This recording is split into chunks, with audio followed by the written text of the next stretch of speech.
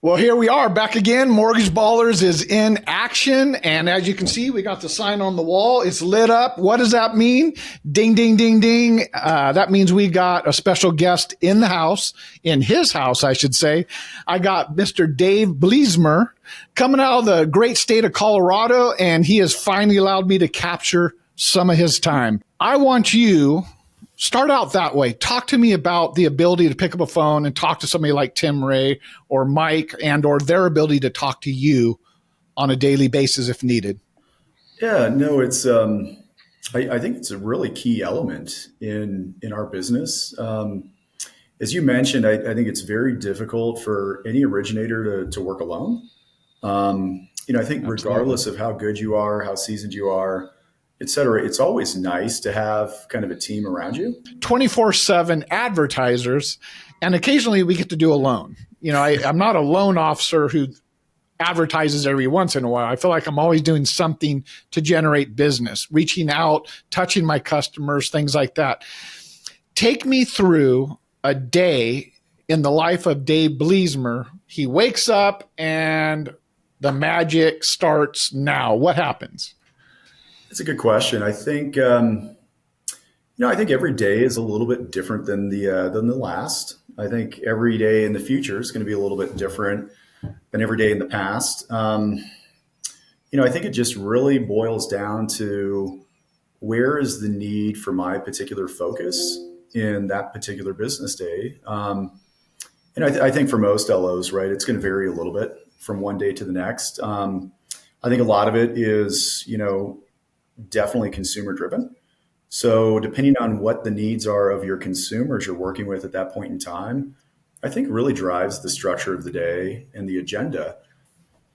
You keep saying team. Talk to me about that. So you're not doing this by yourself. You've built a team. And second of all, Evan Kaufman, we were talking about him and his accountability partners. They teamed up and they actually split the cost of a processor so they could get a higher end processor between the three of them. I'm not sure how you do it, and my last question on that, because it's going to find a fall in, are you using some type of CRM to help track with that? Because that's almost like having a client manager working for you, or do you do that individually? How do you handle all that from team to retaining and tracking and all that? Yeah, that's a great question. I'm I'm a little selfish and very particular when it comes to processing. So Let's be honest. I don't like to share processing necessarily. It's okay. It's Yeah. okay. So Mylene Anderson, she's been with me, gosh, for around 10 years now, Wow. Okay. as I my know that name. processor and slash assistant. So she kind of works dual sided in the transaction Okay. as an assistant and processing files. With that history between her and I, How about instead of two bank statements, I don't even want to use bank statements. Oh, I'm having a problem with the wife's income. Oh, good. By the way, I don't need her income. How about we just take her off the loan? Things like yeah, that, having that awareness. We always want to overprove everything. And it's like, how about we just prove what we need to make the file work and keep it as simple and clean as possible? What are your thoughts on that? I 100% agree. I think that is really the skill set that makes a quality originator. And I find that, when you cross paths with quality folks in our industry, I think guideline knowledge is a very similar attribute that, Yeah. is shared amongst those people because, Rich, I totally agree. I think for an inexperienced LO, they don't understand how to have the conversation with an underwriter. How does Dave Bliesmer immediately start over and get back up and running? That's a great question. I think probably the same way that, I started out in my career. Right.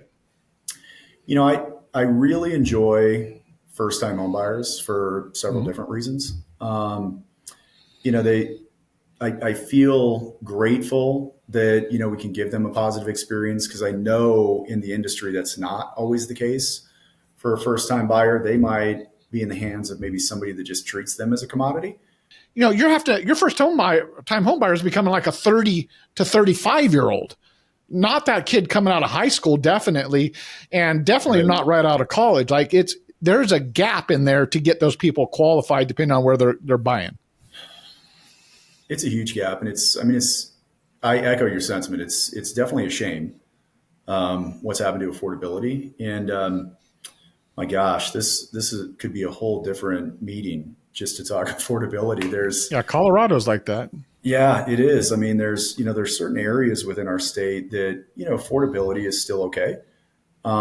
There's other areas in our state where it's just gotten out of hand, like you mentioned, similar to California areas. And it's, my heart does go out to a first-time buyer because you're right.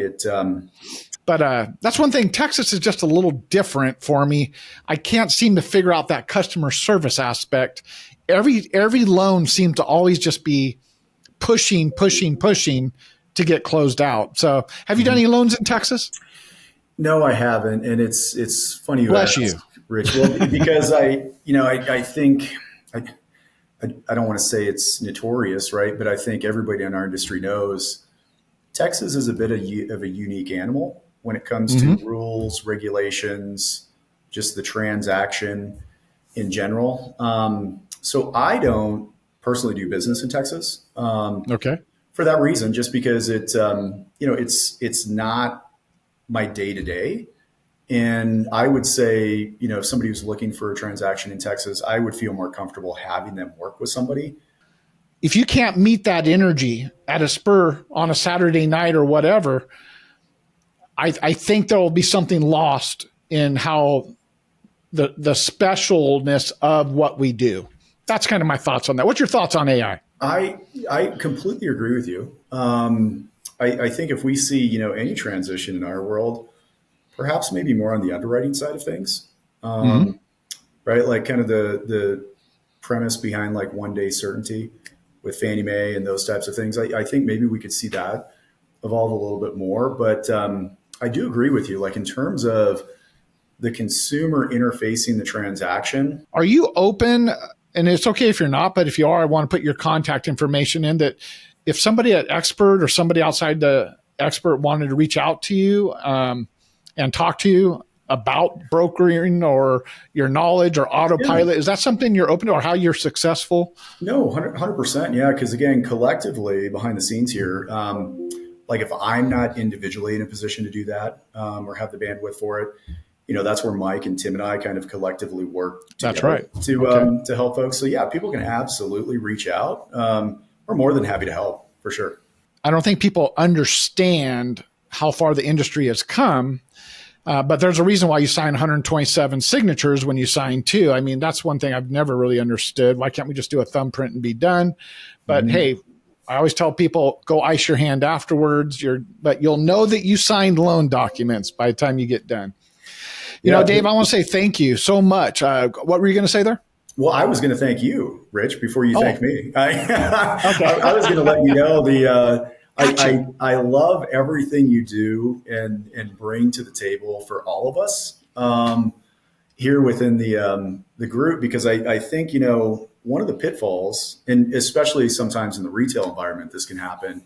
Dave, I wish you success for 2024. I hope that you achieve everything you want plus more, but thank you for taking time out of your busy day to let me do this interview. Yeah. Likewise, Rich. I appreciate it. Take care. All right. Take care.